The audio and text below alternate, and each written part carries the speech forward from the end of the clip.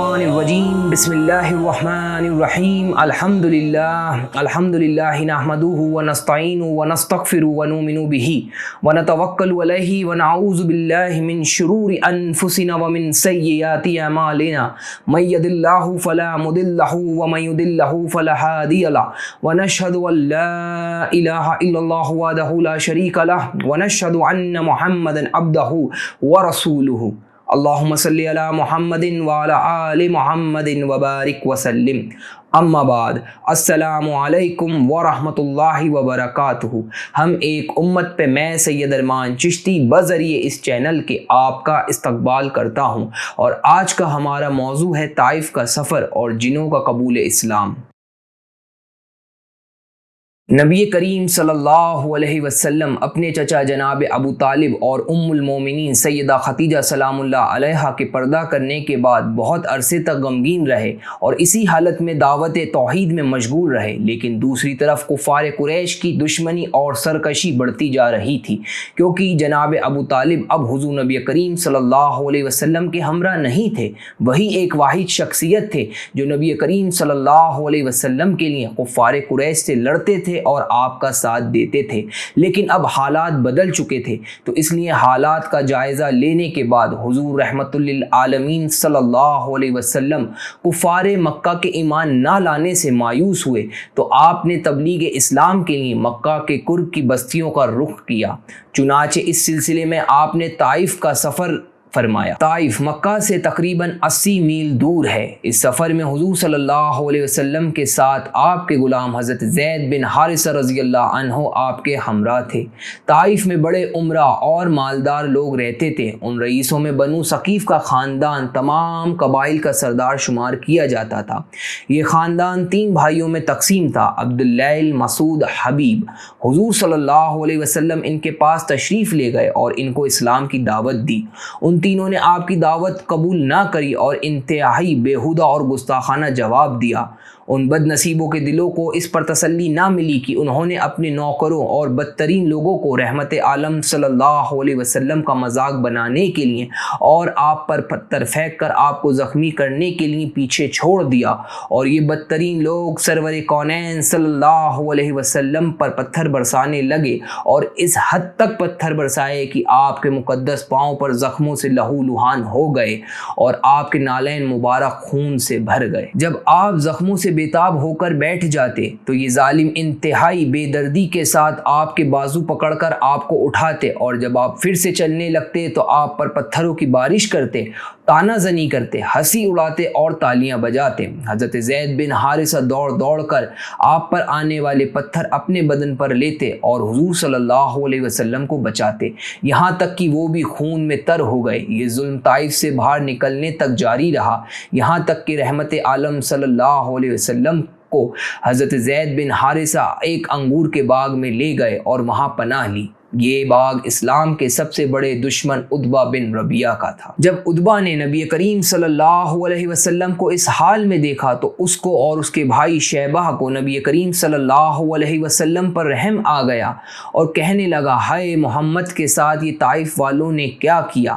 کافر ہونے کے باوجود ان دونوں نے حضور صلی اللہ علیہ وسلم کو اپنے باغ میں ٹھہرایا اور اپنے نصرانی غلام عداس کے ہمراہ انگور کا ایک گچھا آپ کی خدمت میں بھیجا۔ حضور صلی اللہ علیہ وسلم نے بسم اللہ پڑھ کر اس گچھے کو ہاتھ میں لیا تو عداس تعجب سے کہنے لگا کہ اس اعتراف کے لوگ تو یہ کلمہ نہیں پڑھتے۔ حضور صلی اللہ علیہ وسلم نے اس سے دریافت فرمایا کہ تمہارا وطن کہاں ہے؟ تو اس نے کہا کہ میں شہر نینوا کا رہنے والا ہوں۔ تو آپ نے فرمایا وہ حضرت یونس بن متا کا شہر ہے، وہ بھی میری طرح خدا کے ایک پیغمبر تھے۔ یہ سن کر عداس نے آپ کے ہاتھ چومے، گواہی دے کر مسلمان ہو گیا۔ ایک جگہ حدیث نبوی صلی اللہ علیہ وسلم میں آتا ہے کہ ام المومنین حضرت عائشہ صدیقہ رضی اللہ عنہ و علیہ السلام حضور صلی اللہ علیہ وسلم سے پوچھتی ہیں کہ کیا آپ پر کوئی دن احد کے دن سے بھی زیادہ سخت گزرا ہے؟ آپ صلی اللہ علیہ وسلم نے اس پر فرمایا کہ تمہاری قوم قریش کی طرف سے میں نے کتنی مصیبتیں اٹھائی ہیں، لیکن ان سارے دوروں میں عقبہ کا دن مجھ پر سب سے زیادہ سخت تھا۔ یہ وہ موقع تھا جب میں نے طائف کے سردار کنانہ بن عبد اللیل بن عبد الکلال کے یہاں اپنے آپ کو حاضر کیا اور اسے اسلام کی دعوت دی، لیکن اس نے اسلام کی دعوت قبول نہیں کی اور میری دعوت کو رد کر دیا۔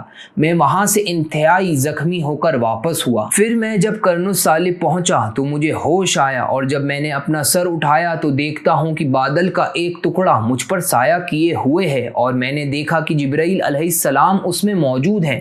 انہوں نے مجھے آواز دی اور کہا، اللہ تعالیٰ آپ کے بارے میں آپ کی قوم کی باتیں سن چکا ہے، اور جو انہوں نے رد کیا ہے وہ بھی سن چکا ہے۔ اللہ نے آپ کے پاس پہاڑوں کے فرشتوں کو بھیجا ہے، آپ ان کے بارے میں جو چاہیں اس کا حکم دے دیں۔ اس کے بعد ان پہاڑوں کے فرشتے نے مجھے آواز دی اور سلام کیا اور کہنے لگا، اے محمد صلی اللہ علیہ وسلم، آپ جو چاہیں اس کا حکم مجھے فرمائیں۔ اگر آپ چاہیں تو میں دونوں طرف کے پہاڑوں کو ان پر لا کر ملا دوں جس سے وہ چکنا چور ہو جائیں۔ اس پر نبی کریم صلی اللہ علیہ وسلم نے فرمایا، مجھے تو اس کی امید ہے کہ اللہ تعالیٰ ان کی نسل میں ایسی اولاد پیدا کرے گا جو واحد اللہ کی عبادت کریں گی اور اس کے ساتھ کسی کو شریک نہ ٹھہرائیں گی۔ تو اس طرح رحمت عالم صلی اللہ علیہ وسلم کی دعاؤں سے طائف کے لوگ اللہ کے عذاب سے محفوظ رہے۔ اسی سفر میں جب نبی کریم صلی اللہ علیہ وسلم مقام نخالہ میں تشریف فسانہ ہوئے اور رات کو نماز تہجد میں قرآن مجید پڑھ رہے تھے تو نصیبن جنوں کی ایک جماعت آپ کی خدمت میں حاضر ہوئی، اور قرآن سن کر یہ سب مسلمان ہو گئے، جس کو اللہ تعالیٰ قرآن کی سورہ جن کی آیت نمبر 1 میں ارشاد فرماتے ہیں، بسم اللہ الرحمن الرحیم، قل اوحی الی انہ استمع نفر من الجن فقالوا انا سمعنا قرآن عجبا۔ اے پیغمبر صلی اللہ علیہ وسلم کہہ دو، میرے پاس وحی آئی ہے کہ جنات کی ایک جماعت نے قرآن کو غور سے سنا اور اپنی قوم میں جا کر کہا کہ ہم نے ایک عجیب قرآن سنا ہے۔ پھر ان جنوں نے لوٹ کر اپنی قوم کو بتایا، جنوں کی جماعت نے فوج در فوج آ کر اسلام قبول کیا۔ مقام نخلا میں حضور صلی اللہ علیہ وسلم نے چند دن قیام فرمایا، اور اس کے بعد آپ مقام حرا میں تشریف لے گئے اور قریش کے ایک ممتاز سردار مطعم بن عدی کے پاس پیغام بھیجا کہ کیا تم مجھے اپنی پناہ میں لے سکتے ہو؟ یہ مطعم بن عدی وہی شخص ہے جس نے شیب طالب میں ہوئے ظلموں کے خلاف دوسرے قریشیوں کے ساتھ آواز اٹھائی تھی اور صحیفہ قریش یعنی معاہدے کو پھاڑا تھا۔ عرب میں ایک دستور تھا کہ اگر کوئی کسی کی حمایت یا پناہ طلب کرتا تھا تو وہ اگرچہ کتنا ہی بڑا دشمن کیوں نہ ہو، وہ پناہ دینے سے انکار نہیں کرتا تھا۔ چنانچہ مطعم بن عدی نے حضور صلی اللہ علیہ وسلم کو اپنی پناہ کا اقرار دیا، پھر وہ خود اپنے بیٹوں کے ہمراہ حضور صلی اللہ علیہ وسلم کو مکہ میں لایا اور حرم کعبہ میں اپنے ساتھ لے گیا اور تمام لوگوں کے بیچ اعلان کیا کہ محمد کو میں نے پناہ دی ہے۔ اس کے بعد آپ صلی اللہ علیہ وسلم نے کعبۃ اللہ کا طواف کیا، حجر اسود کو بوسہ دیا اور نماز ادا کر کے مطعم کے بیٹوں کے ہمراہ اپنے گھر کو پہنچے۔ حضور صلی اللہ علیہ وسلم کا طریقہ تھا کہ حج کے مہینے میں جب دور دور سے قبائل جمع ہوتے تو رسول اللہ صلی اللہ علیہ وسلم تمام قبائل میں دورہ فرما کر لوگوں کو اسلام کی دعوت دیتے تھے۔ اسی طرح عرب میں کئی میلے لگتے تھے تو آپ صلی اللہ علیہ وسلم وہاں تشریف لے جاتے اور دین حق کی دعوت دیتے تھے۔ لیکن جب آپ ان میلوں میں تبلیغ کرتے تھے یا کسی قبیلے کے سامنے اپنی واز فرماتے تھے تو آپ کا چچا ابو لہب چلا چلا کر کہتا تھا، یہ دین سے پھر گیا ہے، یہ جھوٹ کہتا ہے۔ پھر ایک مرتبہ حضور صلی اللہ علیہ وسلم حضرت ابو بکر صدیق رضی اللہ عنہ کے ہمراہ بنو حزل بن شیبان کے پاس تشریف لے گئے اور وہاں نبی کریم صلی اللہ علیہ وسلم نے دین حق کی دعوت دی۔